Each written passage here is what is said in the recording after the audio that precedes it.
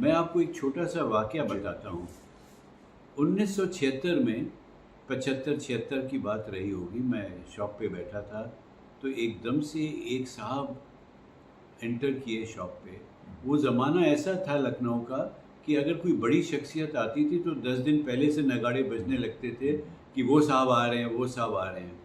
तो अगर कोई बड़ा आदमी एकदम से आपके सामने से गुजर जाए और आपके शॉप पे आ जाए, तो आपको थोड़ा सा टाइम लगता था कि अरे ये कौन, और ये हमारी शॉप में क्या कर रहे हैं। वो थे जनाब सत्यजीत रे साहब। क्या बात है। अब सत्यजीत रे साहब अंदर आए। अब मुझे 2 मिनट लगे समझने में कि ये आदमी कौन है और ये हमारी शॉप पे क्या कर रहा है।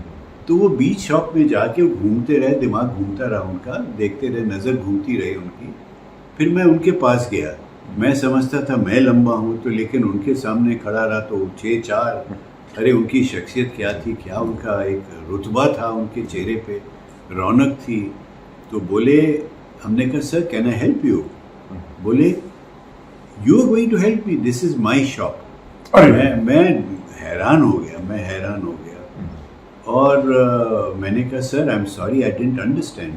बोले मैं जब यंग था तो मैं यहाँ पे, हमारे अंकल रहते थे एपी सेन रोड पे। हाँ। और मैं उनसे मिलने आता था, उनके साथ रहने आता था, और मैं आपके शॉप पे आता था और आपके वालिद मुझे एक स्टूल दे देते थे और घंटों बैठ के मैं कॉमिक्स पढ़ा करता था। अच्छा। तो वो उनकी यादें उनके अंदर भरी हुई थी, वो पुरानी यादें। तो उन्होंने कहा आपके साथ मैं कॉफ़ी पीना चाहूँगा, आप कल आइए, मैं क्लास में ठहरा हूँ। 4 बजे का टाइम मुकर्रर हुआ, मैं चला गया। अरे साहब आप मैं जवान था उस समय, लेकिन मैं समझ ही नहीं पा रहा था कि सत्यजीत रे मुझे बुला रहे हैं कॉफ़ी के लिए। आप बिलीव नहीं करेंगे, मैं वहाँ गया और उनके साथ कमरे में भरा हुआ था, उन्होंने सबको बाहर कर दिया। आधा घंटा मेरे साथ बैठ के कॉफ़ी पी, बातें की पुरानी, और लोग आते रहे। दादू taxi is waiting, son is going down. वो रेकी करने आए थे शतरंज के खिलाड़ी के लिए। और वी आर गेटिंग लेट। उन्होंने किसी की नहीं सुनी, आधा घंटा मेरे साथ बिताया।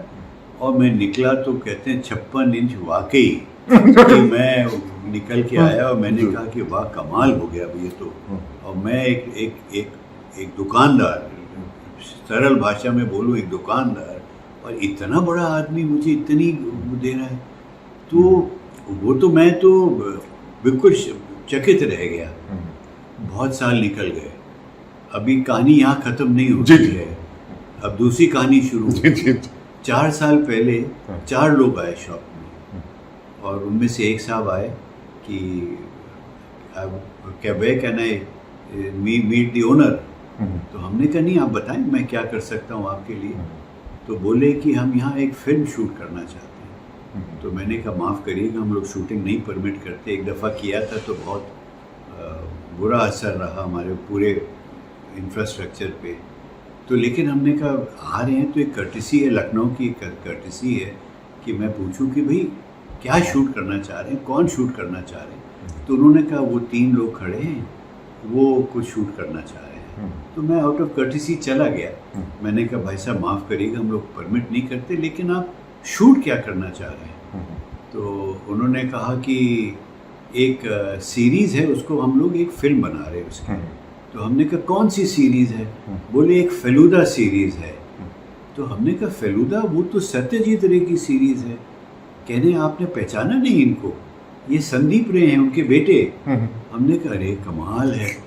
कहते मुझे मालूम है, मैं भी उस समय उन्हीं के साथ था और क्लास में ठहरा हुआ था। तो हमने उनको कहानी बताई। कहते हैं अब आप हमारी कहानी सुनिए, हम लोग शूट क्या करना चाह रहे हैं।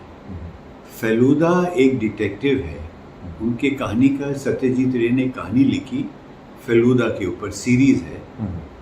फेलूदा एक डिटेक्टिव है और वो एक अपने विक्टिम को चेस कर रहा होता है, और वो चेस कर रहा होता है एक बाज़ार स्ट्रीट से, और बाज़ार स्ट्रीट हज़रतगंज थी। जब वो चेस कर रहा होता है बाज़ार से, तो एक बुक शॉप के सामने से निकलता है। तो अंदर झांक के देखता है तो उसके कुछ रिश्तेदार अंदर हैं दुकान के अंदर, और वो अंदर आते हैं फेलूदा जी, और अंदर आके उसका मिलते हैं और वो हम शूट करना चाह रहे हैं।